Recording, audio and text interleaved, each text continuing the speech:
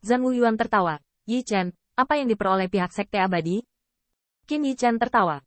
Setelah melapor ke Ping An, dia akhirnya memutuskan untuk memberitahu Zhan Wuyuan tentang pencurian kompleks dan setelah mendengarkan Zhan Wuyuan, wajahnya juga terlihat seperti Ye Liang Chen.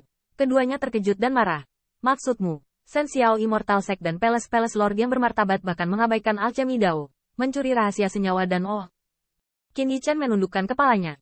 Meskipun tidak ada bukti konklusif, bagaimana bisa begitu pintar? Belum lagi di perayaan itu, pencuri tua itu tidak sabar untuk membunuhku. Wajah Zhan Wuyuan juga menjadi bermartabat. Bahkan dia harus tahu lebih banyak tentang detail mengerikan dari Sekte Abadi Shen Xiao daripada Ye Liang Chen.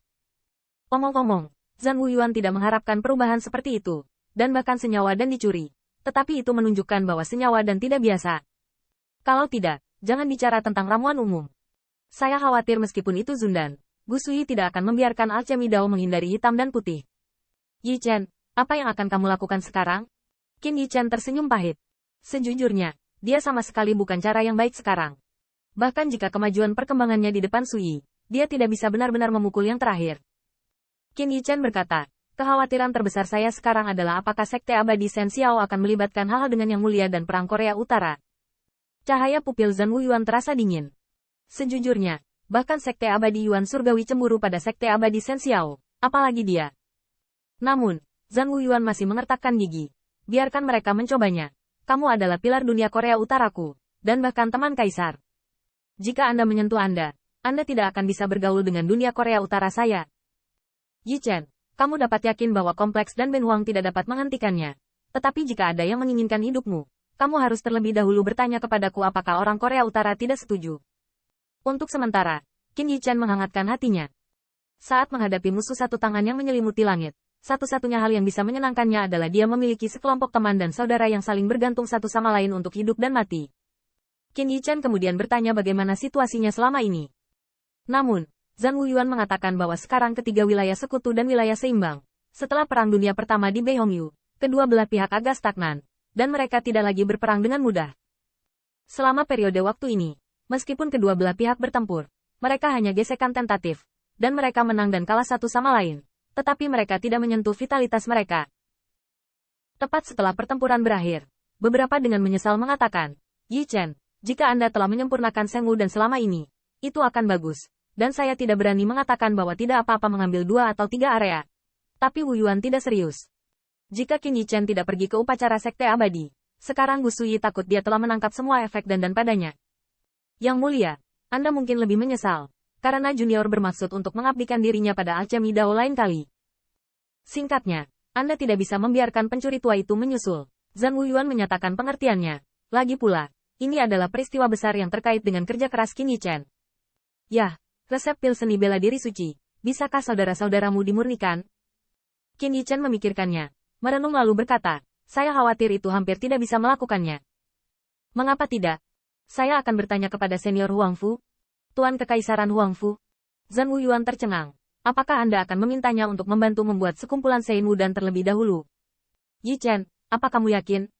Bahkan jika Huang Fuxi adalah seorang guru peri, tidak ada masalah dengan karakter. Tapi ini setara dengan memberikan resep obat mantan Wudan. Namun, Qin Yi Chen berkata sambil tersenyum, saya percaya bahwa Huang Fuyi adalah seseorang. Dengan hubungan keduanya saat ini, yang terakhir pasti akan membantu. Adapun resep obat Wudan, sejujurnya, saya menjadikan Sheng Wudan pada perayaan itu, dan master abadi lainnya terlihat sangat kejam. Apakah senior Huang Fu pengecualian? Apalagi Huang Fuyi dan Sheng Wudan bisa merasakan, jika ingin mencuri, saya takut membayarnya. Pil meramu di depan umum, hanya waspada terhadap pria tapi bukan penjahat itu saja. Kepercayaan itu saling menguntungkan. Melihat Qin Yi Chen membuat keputusan, Zhan Wuyuan tidak lagi menasihati, tetapi hanya menunjukkan apa yang dibutuhkan, meski berbicara. Namun, sebelum menutup berita, Qin Yi Chen bertanya dengan tenang. Baiklah, Yang Mulia. Anda mengatakan 5.000 kristal peri. Berapa hari saya bisa berkultivasi? Berapa banyak? Zhan Wuyuan membeku. Tapi Qin Yi Chen berkata dengan polos. 5.000. Mendesis. Zhan Wuyuan menarik napas dan berkata. Apakah Anda memiliki 5.000 peri? Qin Yi Chen berkata. Ya. Petik 2. Pertarungannya sengit. Dan dia mengira Qin Yi Chen hanya bercanda. Dan penulis bersama itu nyata. 5.000 peri. Bukan itu. Zhan Wuyuan memperkirakan bahwa, selain tingkat abadi dari tentara abadi, berdasarkan keluarga kristal peri, saya khawatir dunia utara tidak dapat menemukan lebih dari Qin Yichen. Apalagi, meski lebih dari Immortal Grade, Qin Yichen membuat Zhang Jinrong cemburu.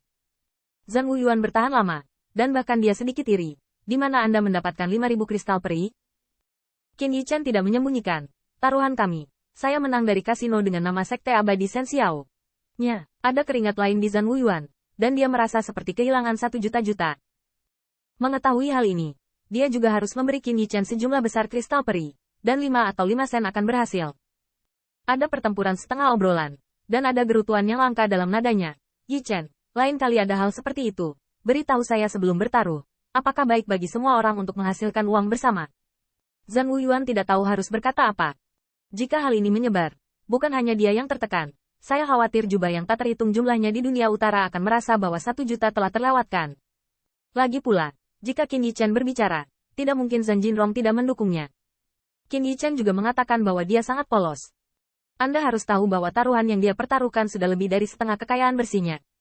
Selain itu, Qin Yichen tidak tahu bahwa peluangnya terlalu dibesar-besarkan sampai kota Shen Xiao.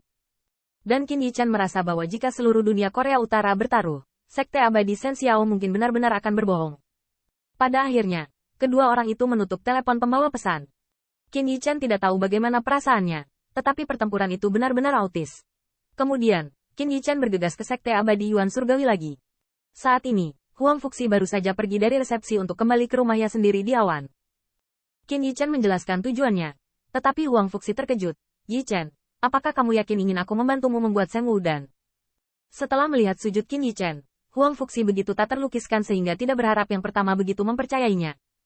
Ini juga cukup menjelaskan potensi Qin Yichen dan beban di hati Huang Fui. Bagi yang lain, dalam posisi tuannya yang abadi, perlu untuk mengontrol apa yang dipikirkan pihak lain. Tetapi Qin Yichen meminta bantuannya, tetapi Huang Fui merasa bahwa dia dihormati secara umum.